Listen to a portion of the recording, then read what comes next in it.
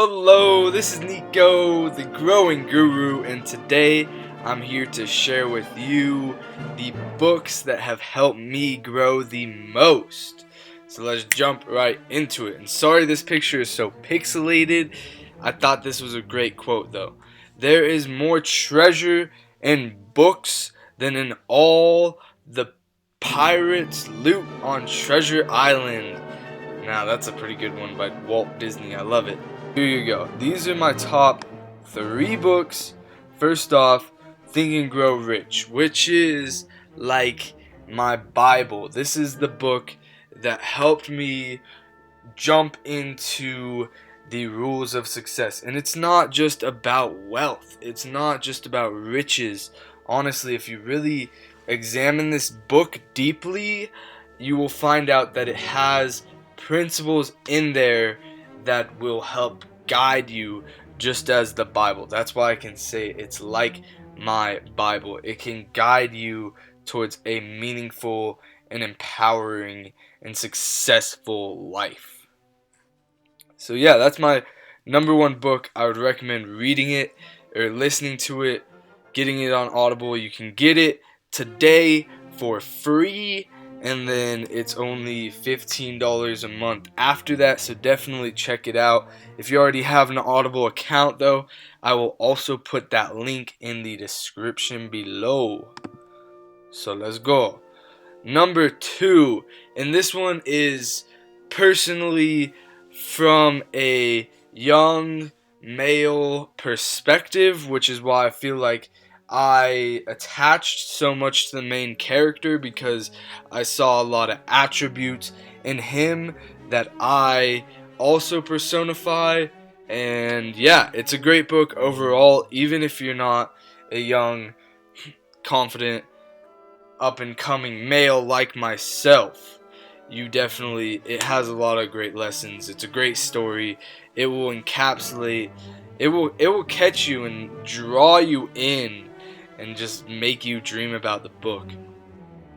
And the third book that I picked is one that's trending off the charts right now, that I've recently listened to about twice. I've seen his lectures quite a few times, and I really think this is another book like Think and Grow Rich that really shows you the guidelines to living a good life, to living a productive life.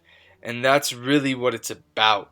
Is Jordan Peterson is a great intellectual that has really examined what it takes to have a great life, and he puts it into metaphorical terms. He puts it into stories that you can really understand and attach to and take into your own hands. So, those are my 3 books. I did also want to state that definitely I've heard people contest that listening to books is not by far as influential as reading books, and coming from somebody who I'm personally very dyslexic. I read at about a 6th grade level, which I can still read, right?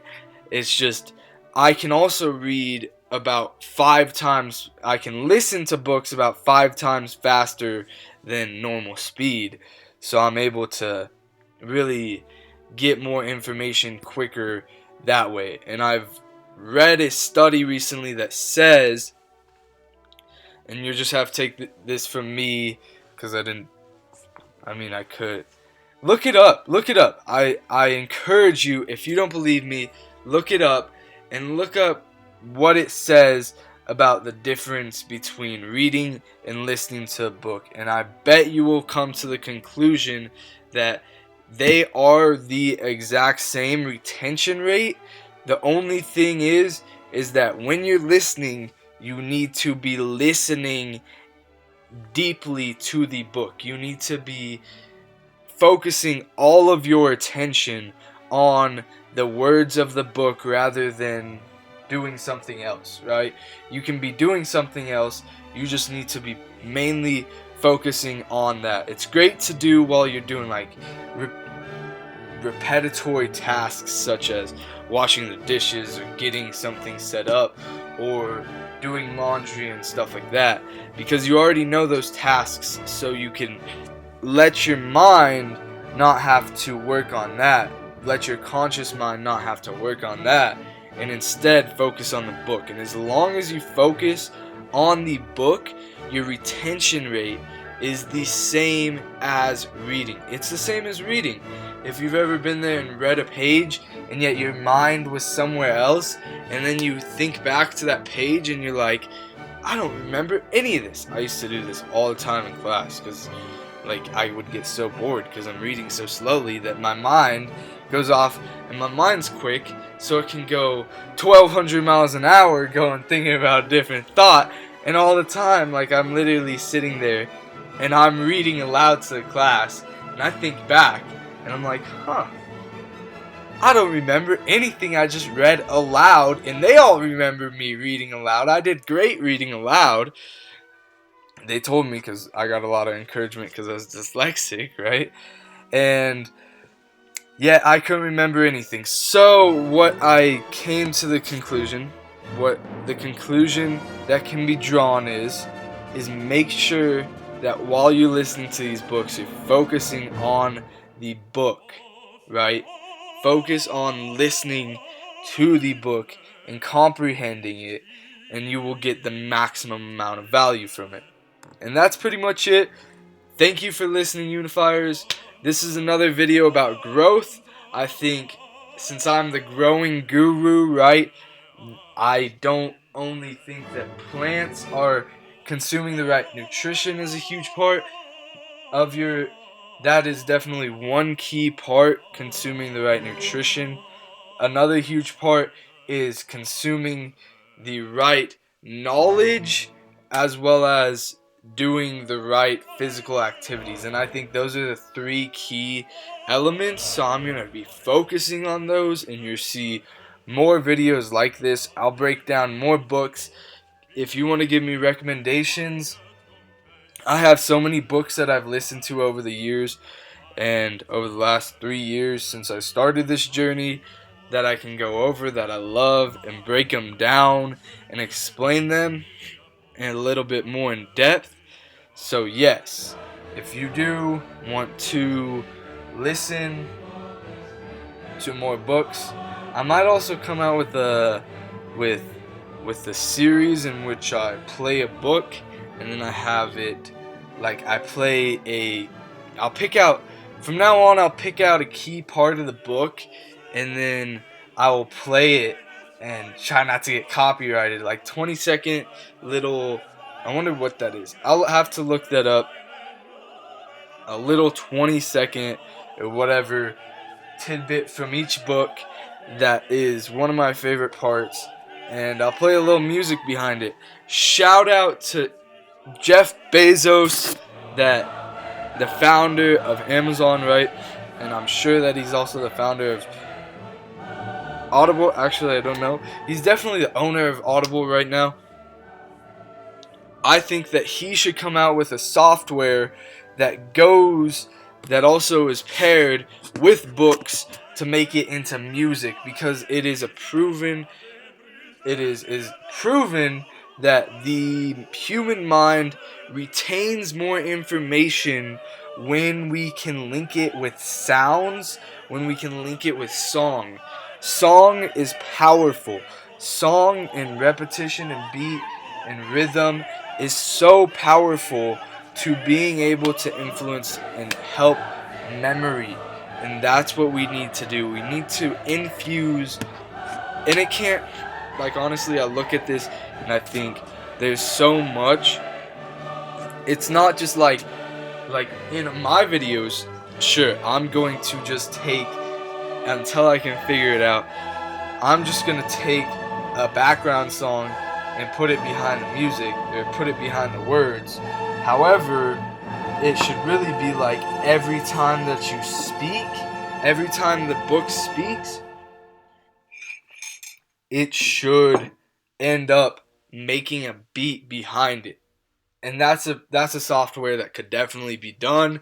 It just matches the the wave, it matches the sound wave of the word with a beat wave and makes it so that the book turns into song. And for a great example of this, if you've ever listened to any type of Hindi text on YouTube or on Audible or audiobooks, right, I have several different accounts. I gotta say, Audible is my favorite account. Again, shout out to Jeff Bezos. Audible, great work. I definitely like it. I've tried several other different listening things, different listening softwares. I say things because I started off with having to carry around this huge tape recorder in 3rd grade when they diagnosed me with dyslexia, and it was hilarious. The thing barely fit in my backpack, and it had like those cassette tapes that you had to go and like press a button and it ejected it, and then it went into like CDs, and then it went into these weird like USB chips. And I know I'm going on and on. I'm trying to hit this 15 minutes because then YouTube algorithms end up kicking a little bit up for me. Either way, probably not many people are going to see this because it's such an early video of mine that it doesn't really matter too much. And you can hear what I'm thinking about. You can hear, for me, this is mainly to get it out there and to really see where my thoughts are headed, see how they progress over time.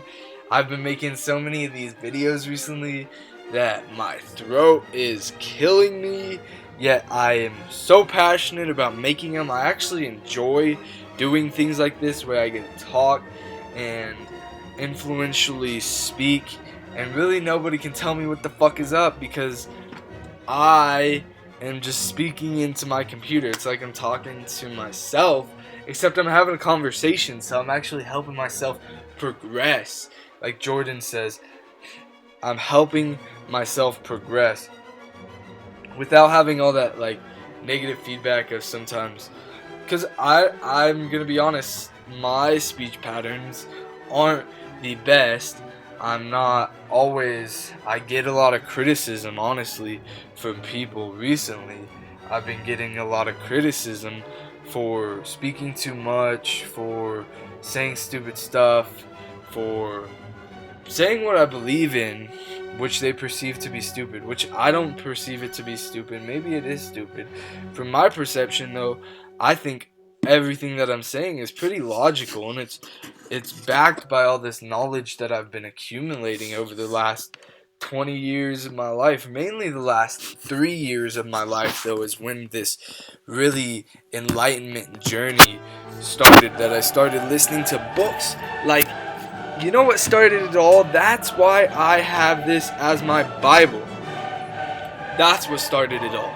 Think and Grow Rich was the first book that somebody was like, I remember exactly when I was influenced to do it.